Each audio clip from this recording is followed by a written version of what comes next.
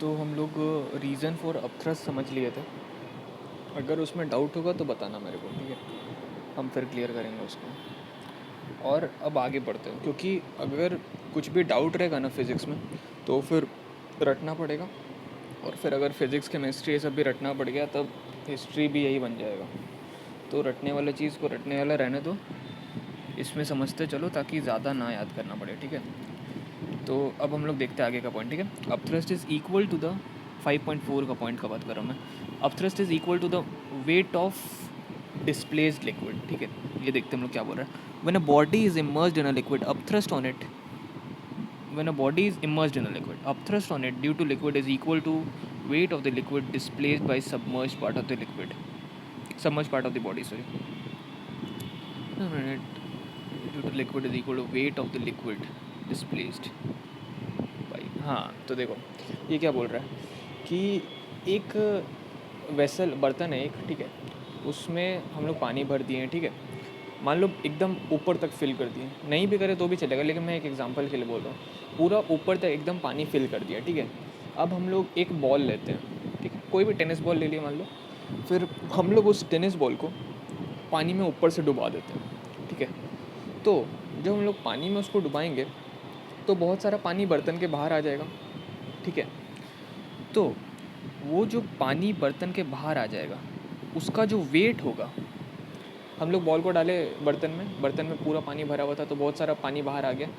तो जितना पानी बाहर आ गया उसका जो वेट होगा वही अपथ्रस्ट होगा, जो कि इस बॉडी पे अब लग रहा होगा।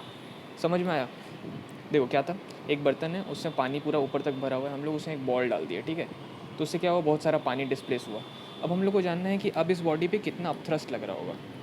तो जितना वेट का लिक्विड ये डिस्प्लेस किया होगा, जितना लिक्विड ये डिस्प्लेस किया होगा उसका जो वेट होगा ना, उसका जो वेट होगा वही अपथ्रस्ट भी होगा इस बॉडी पे। समझ में आया ये चीज़? आई होप कि समझ में आया होगा। यही चीज़ यहाँ पे लिखा हुआ है ना, body is emerged in liquid, मतलब बॉडी को जब भी डुबाया जाता है इस तरह से, मिलाया जाता है, जो भी कह लो, तो upthrust on it due to liquid, तो जो अपथ्रस्ट लगेगा इस बॉडी पे उस लिक्विड के वजह से, is equal to weight of the liquid, is equal to weight of the liquid displace by the submerge part of the body. तो जितना बॉडी मतलब जो सबमर्ज मिल जाने के बाद जितना लिक्विड डिस्प्लेस किया उसके वेट के बराबर होगा। अच्छा ये चीज़ तुमको पता है ना, वेट भी फोर्स होता है। वेट क्या होता है? Weight is equal to M G, mass into gravitational acceleration. Gravitational acceleration क्या होता है, पहले भी पढ़े थे हम लोग, 9.8, पता है ना, 9.8 न्यूटन। तो वेट हमेशा फोर्स ही होता है, ठीक है? जैसे हम लोग नॉर्मल हैं, मतलब जैसे हम लोग आदमी हैं, तो हम लोग का वेट क्या है, हम लोग का मास इंटू ग्रेविटेशनल एक्सेलरेशन। मतलब हम लोग जो भी वेट हम लोग पता करते हैं ना वो इंटू 9.8 किया रहता है। हम लोग का मास उतना नहीं है, इंटू 9.8 किया रहता है हम लोग के, मतलब जब हम लोग वेट निकालते हैं, ठीक है? तो वेट इज इक्वल टू होता है एम जी। तो वही यहाँ पे लिखा, weight of the liquid displaced by submerged part of the body is equal to the upthrust acting on the body, ठीक है?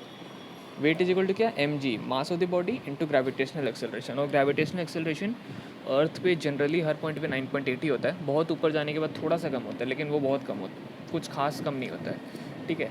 जनरली 9.8 रहता है अर्थ पे। और स्पेस में तो पता ही है ज़ीरो रहता है ग्रेविटेशनल एक्सेलरेशन, इसलिए स्पेस में जाने से हम लोग उड़ने लगते हैं, क्योंकि हम लोग पे कोई ग्रेविटेशनल एक्सेलरेशन नहीं लगता, वहाँ पे जी का वैल्यू ज़ीरो होता है, ठीक है? अब इसका प्रूफ दिया हुआ है, ठीक है? तो प्रूफ हम लोग क्या करें, देख लेते हैं। कंसीडर ए सिलेंडर, एक काम करते हैं, proof upthrust is equal to F rho g. एक काम करते हैं, प्रूफ देखते हैं हम लोग, अगर एक्सरसाइज में ज़रूरत पड़ा तो कर लेंगे, नहीं तो बस एक फार्मूला याद कर लो। Upthrust is equal to V, यहाँ पे जो बॉक्स में लिखा है 5.1 यहाँ पे दिख रहा है ना, upthrust is equal to V rho g. Rho क्या है, रो तुम्हारा डेंसिटी होना चाहिए, एक सेकंड में देख लेता हूँ पर रो क्या है यहाँ पे, हाँ एक सेकंड, यहाँ लिखा होगा, at depth h1 pressure on the surface pq h rho g, rho rho rho rho rho rho rho rho volume of the body, हाँ यहाँ तो लिखा है, sorry, V rho ji is equal to volume of solid इम्बल। देखो upthrust is equal to V rho g, ये formula एकदम याद कर लो, V rho g V rho g V rho g V rho g V rho जी, ऐसे याद कर लो, वी रो जी। वी क्या है, वॉल्यूम ऑफ सॉलिड इमर्स, मतलब जो सॉलिड इमर्स हुआ है उसका वॉल्यूम क्या है। रो क्या है, डेंसिटी ऑफ लिक्विड, जिस लिक्विड में इमर्स किया उसका डेंसिटी क्या है। और जी क्या, एक्सेलरेशन ड्यू टू ग्रेविटी, वही 9.8, या जिस क्वेश्चन में तुमको बोलेगा उसमें तुम 10 भी रख सकती हो, ठीक है। और V rho ji is equal to volume of liquid displaced into density of liquid into acceleration due to gravity. अच्छा देखो, तुम दोनों चीज़ यहाँ पे रख सकते हो। जैसे रो और जी तो पता ही हम लोगों को क्या रखना है, रो क्या हुआ, डेंसिटी ऑफ लिक्विड, और एक्सेलरेशन ड्यू टू ग्रेविटी हो गया जी। वी दोनों तुम रख सकते हो, या तो वॉल्यूम ऑफ सॉलिड इमर्स्ड या तो volume of liquid displaced by solid, दोनों बराबर ही होगा, ठीक है। तो upthrust is equal to weight of the liquid displaced by, ये डेफिनेशन याद कर लेना। Hence weight of liquid is weight, hence upthrust is equal to weight of liquid displaced by submerge part of the body. Submerge मतलब जो part body का पानी के अंदर चला गया, क्योंकि पूरा हर बार पूरा बॉडी नहीं ना अंदर चला जाएगा, तो जितना पार्ट गया उतना ही का जो wait of liquid displaced by submerge part of the body, जो सबमर्ज पार्ट हुआ, जो पार्ट अंदर गया उसी का बात हो रहा है यहाँ पे, ठीक है। इफ़ समझ में आया नहीं, चल अगर नहीं होगा तो पूछ लेना फिर से, ठीक है। If the body is completely emerged in a liquid, volume of liquid displaced by will be equal to volume on volume and upthrust will be maximum. अच्छा हाँ, तो देखो एक चीज़ और समझ लो, अगर पूरा बॉडी ही कम्प्लीटली इमर्ज हो गया, मतलब पूरा बॉडी ही अंदर चला गया पानी में डालने के बाद, तो volume of liquid displaced will be equal to volume, तो कितना लिक्विड डिस्प्लेस होगा समझ लो अच्छे से। बर्तन में पानी रखा है, पूरा ऊपर भरा हुआ है, हम लोग एक बॉल डाल दिए, बॉल पूरा एकदम अंदर तक चला गया, तो कितना लिक्विड डिस्प्लेस हुआ, कितना वॉल्यूम का लिक्विड, उतना ही वॉल्यूम का लिक्विड जितना कि वॉल्यूम होगा बॉल का, ठीक है। समझ में आ गया।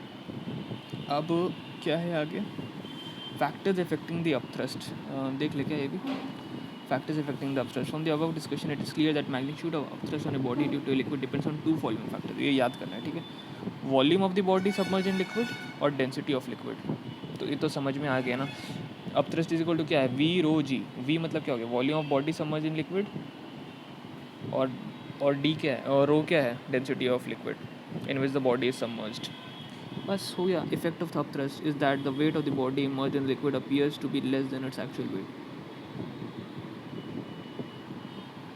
द इफेक्ट ऑफ अपथ्रस्ट क्या है, इफेक्ट ऑफ अपथ्रस्ट, ये चीज़ तुम याद कर लो, ठीक है।